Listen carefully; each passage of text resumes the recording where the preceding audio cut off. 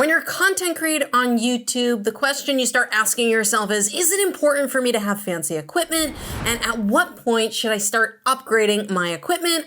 I'm gonna share my process over the years with you guys and what equipment I'm using on my setup today. Now, before I get into the specific details of the type of equipment I'm using, I want to preface this by saying you do not need anything fancy to get started on YouTube, especially as an educator, all right? If you were a filmmaker, yeah, you might want to have some high quality equipment. But if you're someone like me, I started off as a guitar educator here on YouTube, you don't need super fancy equipment to get started. As a matter of fact, my most successful channel to date, which has over 2 million views, was made with zero fancy equipment at all. This was it. This was what I used, all right? This is actually I still have my phone. It's funny. I think I keep it for videos and stuff like this. This is a Google Pixel 1, all right? And I started filming on YouTube in 2017.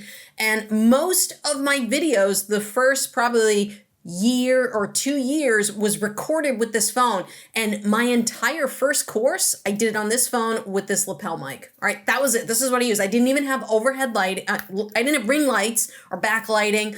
All I had was the overhead fluorescent lights. They were very dark videos. They were grainy. They were crappy. So it just goes to show you that my most successful video was done with very, very simple equipment. I guarantee you that the phone you have today is much better on video quality than this phone was 5 years ago. For those of you that don't know me, my name is Lauren Bateman and I'm an online educator here on YouTube. I've done over 7 figures in online course sales. And my goal here is to help other educators learn how to leverage YouTube so that they can be successful doing what they do, helping others and selling online courses themselves. So the first thing I recommend as a content creator to upgrade is your lighting. So you see here, I actually like a lot of lighting. There's a lot of people who use like cinematic lighting. They do a really dark side and a bright side.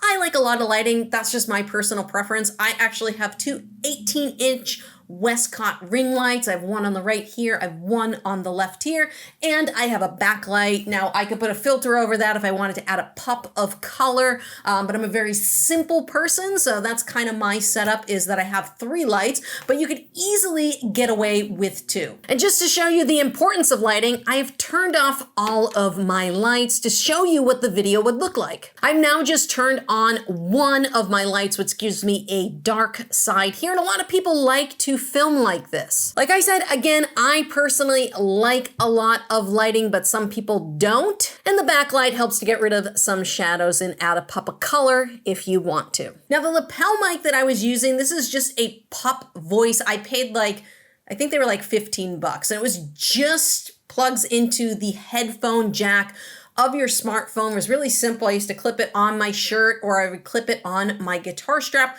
They're very, very, very inexpensive, but it really helps bring the audio quality of your videos up. And if you guys are interested in checking out any of this equipment, I'm going to put links in the description below. This way you guys can go check that out over on Amazon if you're interested in purchasing any of the equipment I use here today. Now, I played around mostly with filming on my phone the first couple years, but then COVID happened in 2020 and I finally upgraded to a DSLR camera. I wanted to get some high quality video.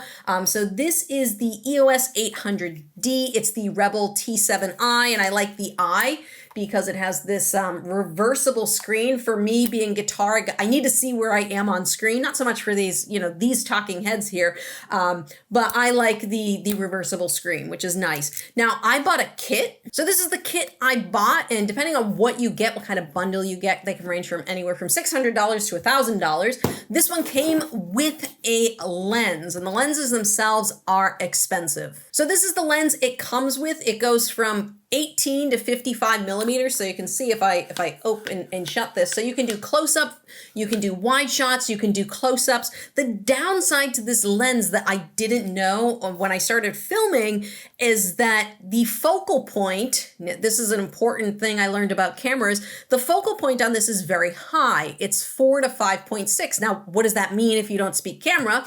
It's basically an F value, and it tells you how much light the lens lets in. Now, if you guys saw when I turned off all my lights here, it's very dark in my office. I have very little natural light, And you could imagine, even with some of the lighting setup that I had, my videos were still coming out pretty dark. And when your videos come out dark, you have to change what's called the ISO setting. And the higher that ISO setting, the lower the quality of the video in general. So I still felt like I wasn't getting the best quality video, even though I had bought this really nice camera that I was learning how to use. So what I did was I took a simple videography class where I learned about focal points and the importance of low focal points. And I bought these 2 extra lenses. Now these lenses, they're about $125 each. You'll see I have 2 here. So we have this one here is the 24 millimeter. So the F value, the focal point, is 2.8. All right, so it lets in a lot more light, and this is great for wide shots. So this is the lens I'm using for this video right now. And then I also have a 50 millimeter. Now this one is an F value of 1.8, so it lets in even more light, and I use this on my close-up camera. So just so you guys can see that this is the 50 millimeter lens. This is my close-up camera. So right now, when I film my guitar videos, I film with 2 cameras simultaneously. All right. So I started off with 1 camera because that's all I could afford. I mean, they're not cheap. And then eventually I said, I want to make these videos better. So I'm going to upgrade. I'm going to get 2 cameras so that I can film a wide shot and a close-up shot on my guitar in my hands at the same time. Now you'll see on this camera, this one features a Rode shotgun microphone. So this is a great way to pick up video. These are about $100. So if you're out shooting or you don't want to get into a lapel mic just yet, these Rode shotgun microphones are a really good option to start. But eventually I got tired of having wires running all over the place, or especially when you're walking around with a guitar and you're moving around. I got tired of having wires all the time. So this is the Sennheiser. It's the EW G4. This is pretty expensive. I think I spent about $600 on this. You do not have to upgrade to a wireless setting. I did it because, as a guitar player, I was moving around and I had so many wires, running through my recording setting. And every once in a while, I would hit the extension on my lavalier mic and I'd unplug it, or I'd hit it with my foot and there'd be a clip on the video. So basically what this is, you can see there's 2 receivers. One of these goes on the camera. So one's on my camera right now, and the other one goes to the pack, which is just sitting on my desk right here. And it picks up the mic and sends it over to the camera. And last but not least, when I do podcasts and other stuff, I do have this Hyper Quadcast microphone. It's great whenever you guys see me kind of doing my screen recordings. I like using this microphone, or if I'm doing a Zoom call or a podcast, it's a great podcasting microphone that you guys can use. So beginning to end, this setup that I'm using now probably took me about 3 to 4 years to work my way into. Like I said, I focused, my first couple of years was all phone. Then I upgraded to the DSLR camera. I used that for another couple years. And then within the last year, I started incorporating multiple camera angles. So you'll see over time, and as you make more money on YouTube, you can reinvest into your equipment. But in the beginning, this phone is perfectly fine. You're going to do great. Maybe get 1 light to just brighten things up a bit, get a lavalier, and you'll be in business for YouTube. So now that you guys know all the gear I use to record my videos, if you're interested in knowing what's the first content you should be getting up on your YouTube channel, go watch that video right over there.